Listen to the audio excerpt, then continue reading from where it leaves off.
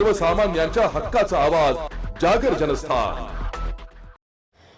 Deolali camp भागातील एका अल्पवयीन मुलीला व्हॉट्सअपवरून अश्लील संदेश पाठवून तिचा विनयभंग केल्याचा धक्कादायक प्रकार उघडकीस आलाय।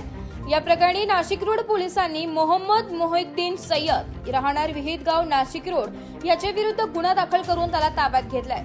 पोलिसांनी दिलेल्या माहितीनुसार अल्पवयीन मुलगी घरी असताना तिच्या मोबाईलवर एका महिलेच्या मोबाईल क्रमांकावरून व्हॉट्सअप संदेश येण्यास सुरुवात झाली। सुरुवातीला सामान्य संवादाच्या स्वरूपात सुरू झालेल्या या मेसेजमध्ये नंतर अश्लील मजकूर पाठवण्यात आला। तसेच मुलीला नाशिकमध्ये भेटण्यासाठी बोलावण्यात आल्याचंही समोर आलंय। या प्रकारामुळे घाबरलेल्या मुलीने संबंधित मोबाईल क्रमांकाशी संबंधित व्यक्तीच्या नातेवाईकांशी संपर्क साधला। त्यानंतर संबंधित महिला बेटको रुग्णालयात उपचारासाठी दाखल असल्याचं समजलं। विशेष म्हणजे तिचा मोबाईल पहाटे चोरीला गेल्याची माहिती समोर आली। त्याच मोबाईलवरून रुग्णालयातील अन्य एका महिलेलाही अश्लील संदेश पाठवण्यात आल्याचं उघड झालंय। दरम्यान मुलीच्या कुटुंबियांनी आणि संबंधित व्यक्तींनी संशयिताशी संवाद सुरू ठेवून त्याचा शोध घेतला।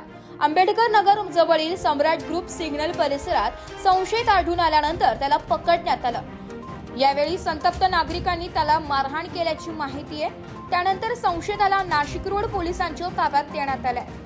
प्राथमिक चौकशीत आरोपीने संबंधित महिलेचा मोबाईल चोरून त्याच फोनवरून अल्पवयीन मुलीला अश्लील संदेश पाठवल्याचं समोर आले असून नाशिक रोड पोलीस पुढील तपास करीत आहेत। जागर जनस्थानसाठी प्रतिनिधी संदीप नवसे, नाशिक।